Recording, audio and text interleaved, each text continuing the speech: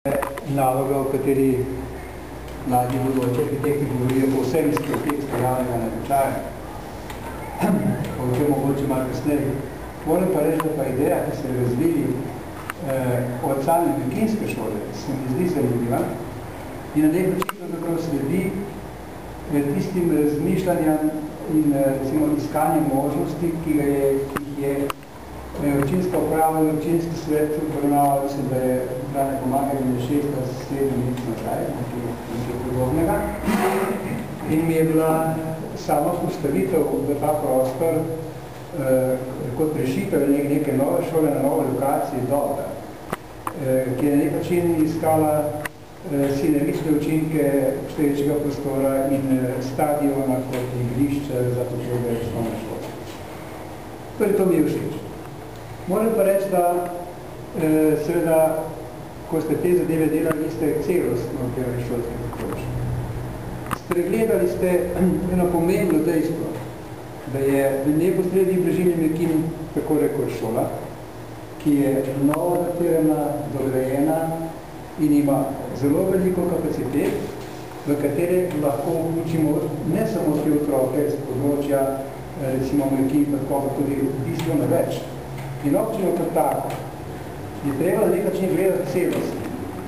In tudi šolski okoliši, v kateri ste prej pripovedovali, se je zdaj pripletali in se bodo bistveno še bolj pripletali, zato ker nataliteta sama niso samo številke, pa so tudi lokacije. Če bi podrobneje šli pregledati podatke o nataliteti in v trendi, bi videli, da se razlikuje za 15% glede na to, katere statistične podatke imamo. Podatki so, pa so samo en od elementov, ki na nek način te stvari povedujejo, predvsem reči, da kar se rojte tiče, bistveno manj ali pa skoraj nekaj več, če priselitev migracij in ostalo. Na nek način je bilo tudi mogoče drugače interpretirano šolski okoliščin bližina gibanja, oziroma šole kot take. Večina, oziroma skoraj glavnina vseh otrok, zanimivo, imajo za obe šole tako lepoč blizu imajo peš. Zelo blizu. Če bi šel eno od teh dveh iz tega prostora lociralo v Mekinje, bi imela večina otrok bistveno dalj do šole kot zdaj. Edino malo večja bližina je bila, ki večimo samo za te otroke Mekinje dneve, kjer jih je pa izredno malo. Kaj pogledajte, videli ste tam kapacitete, kakšne so in kakšne so recimo število otrok v teh dveh šolah polno. To jih ni niti za polovico za obe šole. In kje šele za dva oddelka istega razreda, kjer je na nek način minimum, da se šole skozi. Jaz moram reči tako, ko smo obdelovali oziroma predržovali tole vašo idejo, sem celo predlagal, da bi se dala za odkup za nadaljši čas, če bi se slučajno mesto odpiralo kot sever.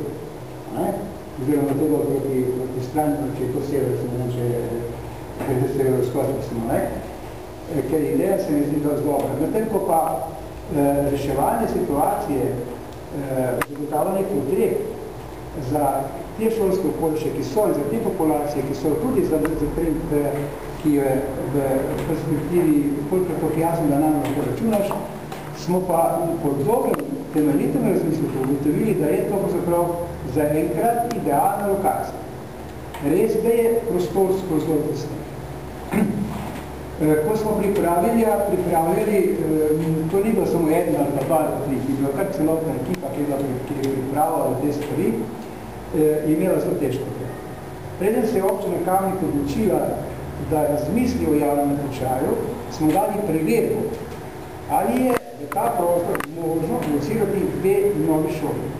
Zakaj dve nove šoli? Zato, ker je zaradi različnih vzrokov prišlo do tega, da je te šole nesmiselno adaptirati pa stavirati, ampak je bolj porušiti zgraditi. Mogoče bi bilo dobro reči še to, ko se je pripravljalo recimo projektno naloga ali pa recimo natečajno gradilo. Je komisija samo zaradi tega, da bi zadeva uskladila in imela 7 sestavov. Namreč šlo se je za to, koliko definirati, koliko zložiti, koliko rešiti, oziroma koliko pustiti proste roke arhitektom, da bodo ta prostor, ki je na razpolago, čim bolje izkoristili. Zato so recimo tudi te projektne naloge, oziroma te natečajne naloge, neki kompromis različnih pogledov, ki se je tudi v marsičem razlikoval kot recimo prvotne zasnove. Tudi tukaj se niso bili dovolj recimo enotni ali pa bili povsem enotni, ali so te naloge dovolj, kako bi rekel, projektni pogoji, toliko prosti, da dajo arhitektor, ne dovolj prosti, ali ne.